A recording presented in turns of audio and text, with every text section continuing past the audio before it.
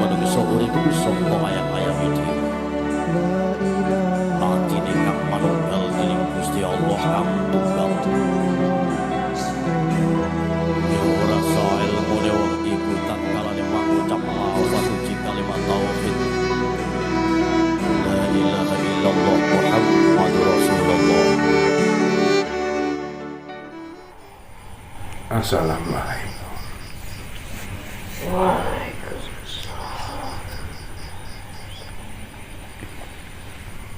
Alhamdulillah.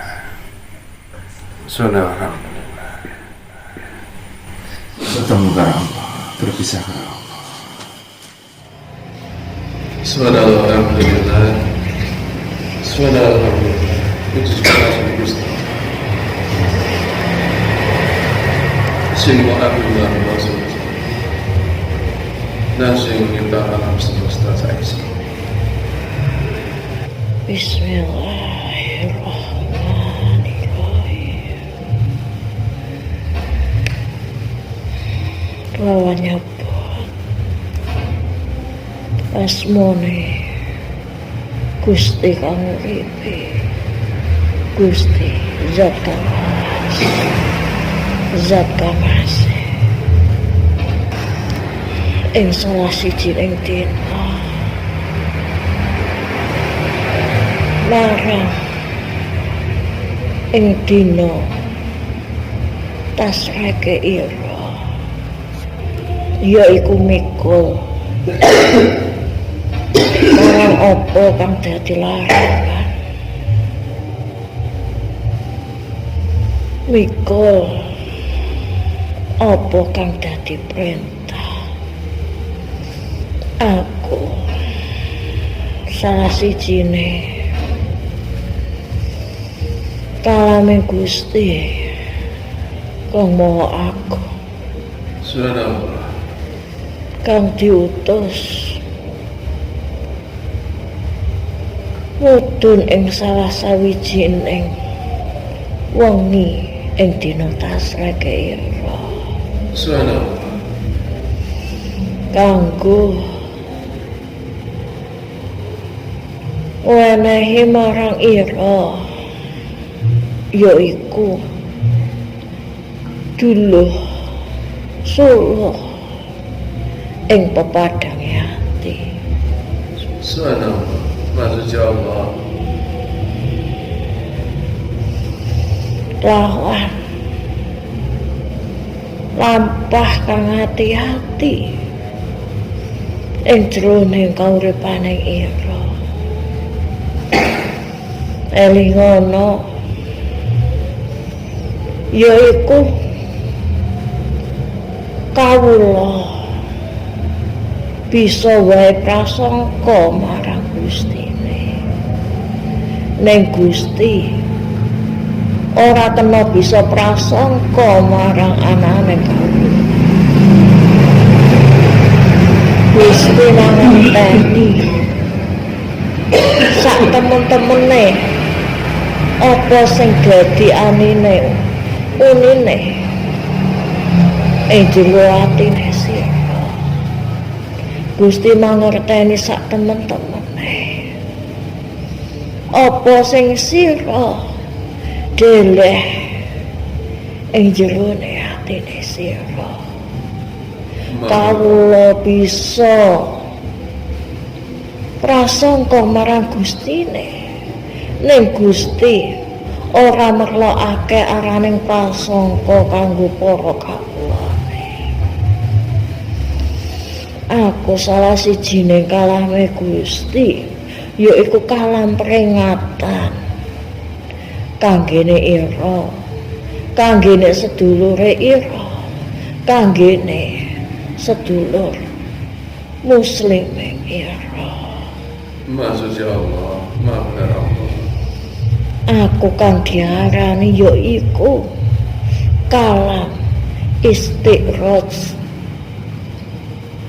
kalam sing buka marang jroning pikiring ira, sing nate keselehan marang ananing prasangka buka marang atine ira sing nate keselehan marang ananing prasangka. Prasangka Allah yaiku marang Gustine ira dhewe, Gusti Allah kang Maha Agung.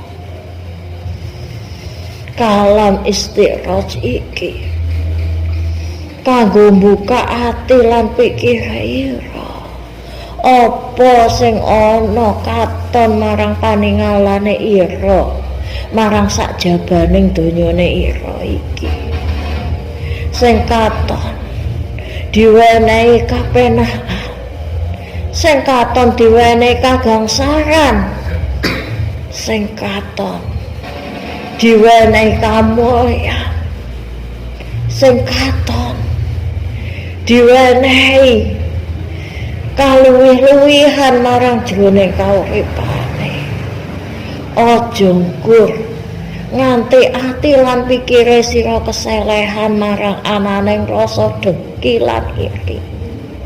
Amarga sekabehe ora padha marang apa sing ing jero pikire ira ing jero atine ira. Gusti kang mangerteni sak temen-temene apa kang diarani nikmat lan apa kang diarani istiraj. Subhanallah.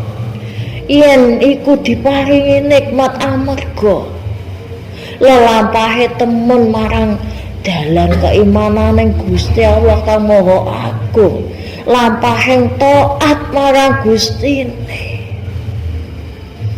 iman marang Gustine kejaga kanthi temen. Yen mula apa sing ana ing jroning kauripane iku bisa diarani yaiku kanikmatan. Nikmat barokah sangkaning Gusti kang Maha Agung. Nanging yen sangka lampahe iku lampah kang ala, lampah kang senantiasa tumindak marang laku maksiate, lampah kang senantiasa nglampahi arane babakan kang senantiasa dilarang kalianing Gustine, ngluwihi wates apa sing dadi larangane. Ning kauripane tetep diwenehi kamulyan kaliane Gusti, diwenehi kaya-kaya kapenaan kagangsaran ing sedaya urusane, bondo donya kang kanthi luwe-luwe. Aja ndadekno gelo marang atine sira, kae lo kawula lampahe Allah ing alam donya, seneng lampahi arane kadoliman, ning kok uripe tetep diwenehi kapenaan karo sing gawe urip, diwenehi kagangsaran apa sing dadi kekarepane kok mesti kawujud. Aja kanthi perkara sing sira paningalake sauntara iku ndadekno gelane atine sira tukul marang bibite srai lan dengki ing jerone atine sira. Aja ngowanehi prasangka kang ala marang Gustine sira. Subhanallah. Iku kang diarani istiraj, iku kang diarani istiraj. Duduk kanikmatan kang sejati ning iku arane istiraj. Aja diireni, aja didengkini. Kamula iku sejatine lagi dicoba ning ora mangerteni arane coba. Kawula iku lagi digunggung karo kang gawe urip. Kawula iku lagi dilulu karo sing gawe urip. Kaya dene ing jerone Quran surat Al-Qalam. Ning kono diwenehi kategesan bakal dadi urusane Gusti. Sekabeh kawula kang tumindak ala kang dolim bakal dadi urusane Gusti, bakal tak lulu yaiku karo arane kagangsaran urip, kapenaan urip, kasenengan urip tak bukakno lawang kasenengan ing jroning kauripane. Kanthi dheweke tansaya lali tumekaning lali marang agamane dhewe. Yen mula wis dadekno lali tumekaning lali, ya iku adabku bakal mudhun tanpa dinyono-nyono. Subhanallah. Sejatine kawula iku lagi dicoba ning ora mangerteni apa arane coba. Digunggung karo kang gawe urip. Dilulu karo sing gawe urip. Lah sing kaya ngono aja kanthi sira ireni. Aja kanthi sira dengki karo kauripane. Lah aku sing kesel ibadah rina lan wengi. Aku sing kesel tumindak becik awan lan wengi. Ning uripku tetep ngene-ngene wae. Lah kae sing tumindake ala. Sing nebar angkara murka marang bumine Gusti. Sing ya iku tumindake sirik marang Gustine dhewe. Ngafirke agamane dhewe ning kok tetep kauripane bisa penak. Aja mbok ireni kauripan kang kaya ngono. Sejatine kawula sing sira ireni ya iku kawula kang bakal eret marang kabinasanane. Kawula iku lagi gawe luwengane dhewe.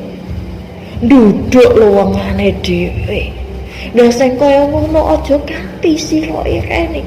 Iku sing di kena ing kauripane duduk nikmat, duduk barokah Gusti. Ning iku sing kena marang kauripane diarani kalam iki ya iku kalam istiraj. Subhanallah. Hati-hati kalian istiraj. Hati-hati karo kang diarani istiraj. Najan kaya rupane padha karo kang diarani nikmat. Ning maknane iku beda. Nikmat lan barokah Gusti iku pikantuk saka ning ridhone Gusti. Ananging istiraj iki pikantuk saka nek amurkane Gusti.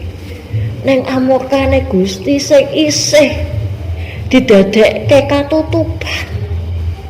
Ditutup karo ananing wernaning kasenengan. Ning kasenengan iku wujude amung sauntara. Kasenengan iku bakal dadi seksane. Seksa kang utama kanggone slirane ing kauripan ngarepe. Aja keselehan marang atine sira prasangka ala. Keselehan pikire sira marang prasangka ala ing Gustine sira kang Maha Kuwasa. Subhanallah. Istiraj. Sapa wae kang kanthi kesalahan istiraj iki ing jroning kauripane iku gedhe rasa sombonge marang ing jroning kauripan, marang uga kang uripi. Gedhe rasa sombonge kaya-kayane apa wae kang kesalehan, kanikmatan, kapenaan, kauripan sing ana ing jroning uripe pikantuk amung sangka telesing kringete dhewe. Subhanallah. Kaya wis ora butuhne apa kang diarani kakidanan Gusti. Diterak apa sing dadi larangane Gusti. Godak marang kang diarani ya iku kapenaan urip, kapenaan donya. Subhanallah. Astagfirullah. Kaya atine digunggung didadekne raja. ning ora mangerteni yen sangka istikhraj iki bakal dadekno slirane yaiku kasete neraka. Istikhraj yaiku kawula kang kaya senantiasa ati lan pikire didohno karo bayang-bayange maut. Kaya mikir yen kauripane bakal senantiasa dawa marang ing yuswane. Ora mangerteni yen saben wektu, yen saben mangsa kuwi dadekno pratandha kanggo kauripane tansaya tumpuk-tumpuk anggone siksane Gusti bakal ditemoni marang ing kauripane. Kawula iku mangarepe. Subhanallah. Aja sliramu iren. Aja sliramu dengkeni marang kawula sing duweni kanikmatan ing kauripane kang dadi sinawange sira. Ora kabeh kang disebut nikmat iku sejatine nikmat. Nen kanthi kanikmatan iku wujude saka istikhraj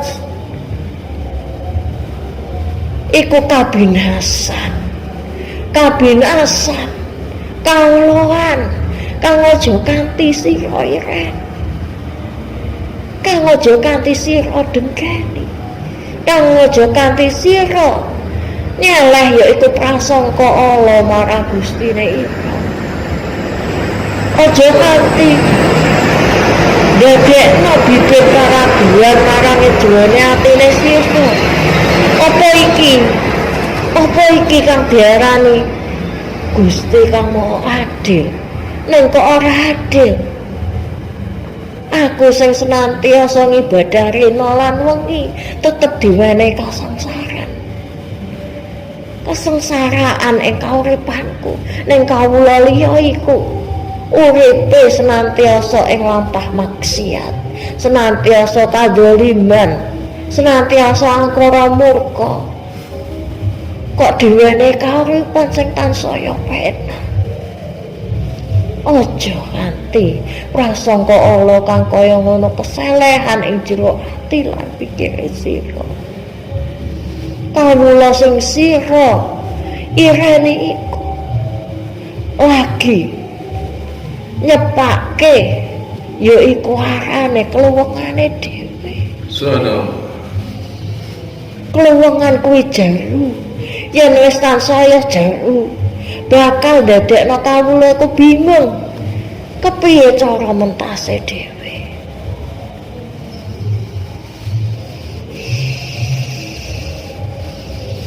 Banguno yaiku bangun kanggo katetekan iman.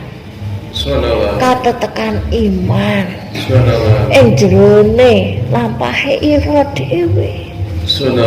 Aja kanthi apa sing dadi sinawange sira iku dadi rereget marang ati lan pikire sira.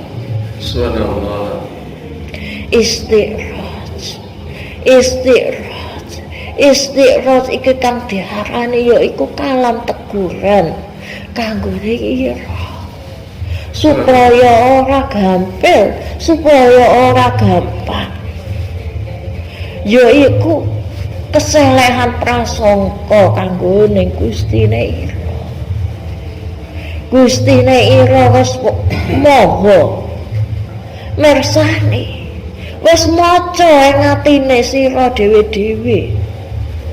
Wis maca ing dhuwure atine sira dhewe-dhewe. Aja ngragokke apa kang diarani sifate Gusti kang maha adil. Sifate Gusti kang maha adil.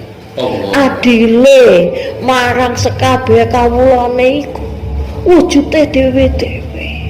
Ora kena dipadakno antarane siji lan liyane. Adile Gusti marang sedaya kawulane kuwi wujude dhewe-dhewe. Takemane dhewe-dhewe. dhewe-dhewe. Sithik akeh ya dhewe-dhewe. Ora diratani. Ora diratane mesti padha. Aja ngragokke apa kang diarani sipating Gusti karo aja nyak-nyakno ati lan pikire sira kanggo nyeleh prasangka ala marang kauripan kang wis diciptakne Gusti ing jroning kauripane ira iki. Subhanallah. Istiraj. Subhanallah. Istiraj. Subhanallah. Iki wujude ancene meh padha karo kang diarani kanikmatan. Nanging kanikmatan iki bakal nggawa kapitasan. Elingono.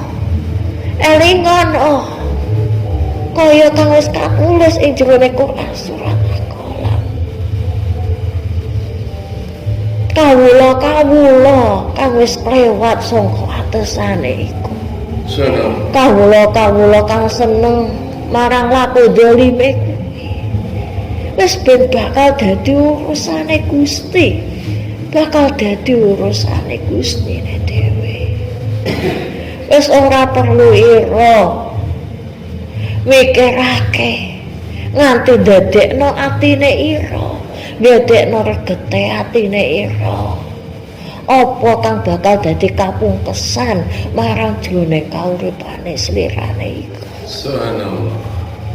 Elingono marang kauripane ira dhewe supaya nggawa marang dalan kaslametan kang diridhoni kaliyane Gusti. Najana iki bakal nglewati dalan kasangsaraan, dalan kasusahan marang jroning kauripane ira iki. Yen Gusti pinaring ridho ing jerone, insyaallah bakal pinanggih marang sira ya iku kanikmatan kang sejati ing jroning swarganing Gusti Kang Maha Kuwasa. Amin. Amin. Mugi kalam istiraj kang mandhap ing salah sawijine dina tasrek iki. Dina sing ngelingno sira marang anane ngorbanke ya iku jroning rasa ing jroning atine ira. Jroning rasa eman, jroning rasa abot marang kanikmatan dunya, jroning rasa abot marang endahe dunya, bakal buka kanggoning ira ya iku lawang karidamaning Gusti Kang Maha Kuwasa. Arep-arep ya iku kamulyan kang sejati, duduk kamulyan kang semu, ya iku kamulyan istiraj. Ning arep-arep ya iku kamulyan kang sejati, kanikmatan kang pikantuk sangkaning ridho lan berkahing Gusti Kang Maha Kuwasa. Wassalamualaikum warahmatullahi wabarakatuh.